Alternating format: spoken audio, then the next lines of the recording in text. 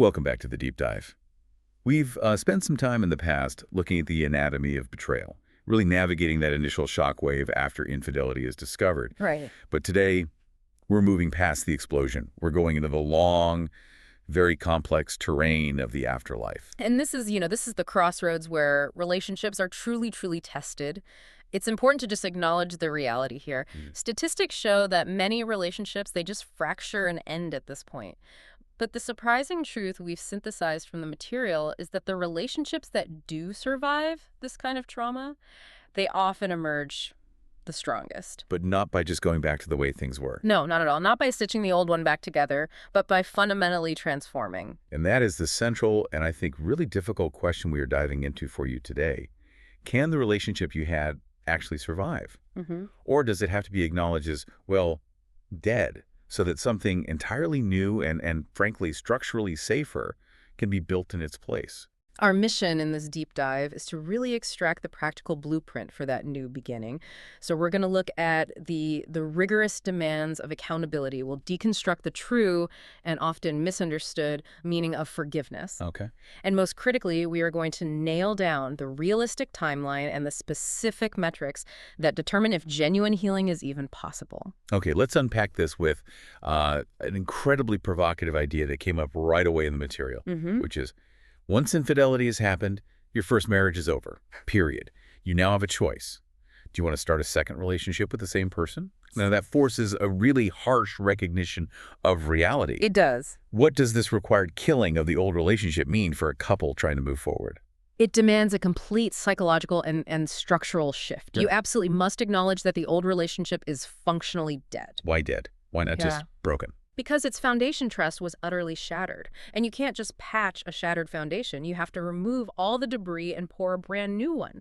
So this concept of repairing the relationship back to its original state, it's a total non-starter. It's an illusion. It is. It's an illusion that prevents any real progress. So if repair is impossible, the focus has to shift entirely to construction.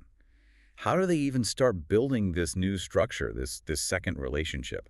The only viable route is negotiating what we call the new contract. And this isn't, some fluffy resolution to just be nicer to each other. It's a detailed, binding, conscious pact. It's built on new rules, new boundaries, and crucially, a level of radical honesty that simply wasn't there in the relationship that failed. I really want to dig into that new contract idea. What are some specific, tangible differences between the old rules and the rules of this new contract that the sources identify? Can you give us a few examples? Oh, certainly. In the old contract, assumptions ruled everything. You assumed fidelity, right? You assumed honesty. Right, it was implicit. Exactly. In the new contract, transparency is the rule, not the exception. For instance, the new contract might demand total financial transparency, shared access to all social media, all communication, and a clear, pre-agreed upon crisis plan for when triggers inevitably happen. So it's not just about stopping the behavior. It's about providing a roadmap for the betrayed partner to feel safe in the future, even when they hit, that emotional turbulence. Precisely. Another key distinction is that the old contract often had unspoken or sort of porous boundaries around friendships or time spent away, digital interactions. The new contract requires those boundaries to be explicit, reviewed regularly, and mutually enforced. If you can't agree to the new terms, then the second relationship just can't proceed. That makes this just so clear. The old operating system was flawed and it crashed. It crashed hard. Now you need a complete reinstall with much, much tighter security protocols. But let's turn our attention to the person who committed the infidelity. They have, at least temporarily, become the single largest source of danger and pain in their partner's life. Without a doubt. How do they transition back into being a source of safety and stability? This requires adopting what the sources call extreme accountability. The person who committed the betrayal must fully accept that they are responsible for creating this unsafe environment, and therefore they are solely responsible for rebuilding the safety. So it's about moving from a defensive posture to one of radical transparency. Exactly. And when you say radical transparency and surrender some privacy, what does that actually look like in practice? Are we talking shared passwords, tracking apps, or something else? I mean, how did the sources suggest balancing the need for safety checks with, avoiding outright surveillance? It's a fine line, but it's a necessary one, at least initially. For the safety checks to work, they have to be voluntary and complete. So yes, this means shared passwords, being able to track location if necessary, and responding openly and calmly to any questions about time, communications, whereabouts. Even if they seem repetitive or anxious. Especially then. It's framed as rehabilitation, not punishment. The key is that the surrendered privacy is a temporary measure. It has an endpoint, but that endpoint is tied to the restoration of trust, and it's determined by the betrayed partner's sense of safety, not the cheater's comfort level. That emphasis on rehabilitation over punishment feels so crucial. It's not about making the cheater suffer. No. It's about creating a safe container for the partner who was hurt. And speaking of timelines, this is where the sources are incredibly clear and provide, I think, a vital piece of knowledge for our listeners. People often think, okay, we had one big talk, so we're fixed. And that mindset is so often the reason for relapse. The sources are definitive on this. Healing a catastrophic wound like this takes a long, long time. We're not talking weeks or a few months. We're talking about a commitment of 18 to 24 months. 18 to 24, minimum. Minimum, to fully establish this new foundation of trust. That is a marathon. And I find the specific metric for failure that the sources provide to be just the clearest indicator of whether the person who cheated is truly committed to this. It is the ultimate test. The metric for failure is defined so simply. If the person who cheated begins to complain or question the need for accountability checks too early, Okay. if they say something like, "Why are you still checking my phone after 3 months? Can't we just move on?" That is a massive red flag. A huge one. It shows they are focused on getting past the immediate discomfort rather than committing to the process of healing their partner. They're essentially prioritizing their own desire for normalcy over their partner's legitimate, earned need for safety. That confusion about the duration, that 18 to 24 months, it just shows they haven't internalized the severity of the damage they caused. Exactly. That duration is the price of admission for the second relationship. And if that price is too high for the person who broke the contract, well, then they haven't achieved the level of self-reflection needed to be a trustworthy partner going forward. So we've established the intense commitment required from the person who cheated. Now, let's look at the immense internal hurdle the betrayed partner faces in accepting that commitment. The monumental task of forgiveness. Can you truly forgive without forgetting? Because I suspect forgetting something this catastrophic it's impossible. It is impossible, and the sources stress that forgetting is not the goal. Forgiveness, in this context, is defined in opposition to that popular idea that it means letting it go or saying it's okay. So if it's not saying it's okay, and it's certainly not forgetting the trauma, what is the functional definition of forgiveness we should be carrying forward? It's a deliberate action, an action of the will to liberate yourself. Forgiveness is saying, I will no longer allow this past act of betrayal to control my emotional future. It's a boundary. It's a boundary you set with the trauma itself. That powerful analogy from the source material really sums it up. It's releasing the prisoner, only to realize the prisoner was you. You carry the weight of that resentment and rage until you, yourself, choose to set it down. That analogy, releasing the prisoner who is you, is incredibly powerful. But for the listener walking through this right now, how do they distinguish that authentic emotional liberation from simply, suppressing the pain for the sake of moving on?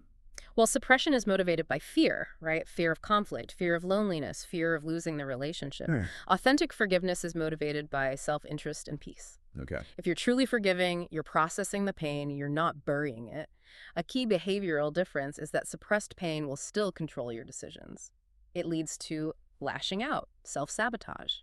True forgiveness means you can remember the event without being instantly hijacked by the rage that's associated with it. And here is where the source material introduces an even more complex layer. Can a person truly forgive someone yet still choose to leave the relationship? Absolutely. The material suggests that in certain specific scenarios, this is actually the most healthy form of forgiveness available. It completely separates the act of finding personal peace from the outcome of the partnership. Wow. That flies directly against the typical romantic narrative where forgiveness is supposed to equal reconciliation. What's the reasoning for that? For allowing forgiveness and separation to coexist? It's rooted in prioritizing the betrayed person's psychological safety above everything else. The decision sounds something like this. I forgive you. I understand why you did it, and I genuinely recognize the self-work you're doing now. However, the trust that allows me to build a shared future with you, it's permanently gone. I choose my peace over a shared life with you. Goodbye. That is a profound distinction. It suggests forgiveness isn't about giving the partner a second chance. It's about giving yourself peace. That's it. It allows the individual to walk away without the heavy psychological baggage of hatred or revenge, which ultimately only hurts them in the long run. Precisely. It allows you to honor the self-work of the cheater while simultaneously prioritizing your own future and your own safety. You can separate the person from the pain they caused, grant them grace, and still acknowledge that the foundation for a shared life is permanently broken. This leads us naturally to the polarizing question that always comes up. Once a cheater, always a cheater. Is that an unavoidable reality, or is it a limiting and often damaging myth? This requires serious nuance. The consensus we derive from the sources is that the answer depends entirely on the why, The why. the underlying motivation for the infidelity. So if the why is rooted in a fundamental character flaw, what does that look like, and what are the chances of it happening again? Well, if the infidelity stems from a core character brokenness, and think deep-seated narcissism, a total lack of empathy, a pathological need for external validation, or an inability to manage shame without external soothing, Yeah. then yes, the pattern is highly likely to repeat. The person just lacks the necessary internal tools for genuine fidelity. In those cases, the phrase, once a cheater, always a cheater, is unfortunately a tragic reality. But there's a massive caveat here for the other side of the equation. What about infidelity that wasn't born out of malice or character deficiency, but maybe, I don't know, relationship structure or a personal crisis? If the infidelity was a catastrophic mistake, and it was born from a relationship that had spiritually or physically died years ago, or a midlife crisis, acting out during profound mental health issues, a momentary collapse of judgment under immense pressure, then the sources suggest that profound change is absolutely possible. So in that case, In that scenario, the phrase, once a cheater, always a cheater, is often a myth, but only if the person does the hard work. so the determining factor isn't the act itself, but the internal condition of the person who committed it and their subsequent willingness to truly transform. Exactly. Humans are capable of profound growth through pain. But this transformation is only genuine if the person who cheated engages in the excruciatingly hard work of long-term therapy and deep self-reflection. They have to truly understand the root cause that had nothing to do with their partner and everything to do with themselves. If they try to rebuild the relationship without completing that internal audit, the old pattern will just reappear once the external accountability fades away. This has been an incredibly rigorous look at what survival and true healing really demand. So what is the most important piece of knowledge for the listener who is navigating this brutal terrain right now? I think the primary takeaway is this. You cannot go back.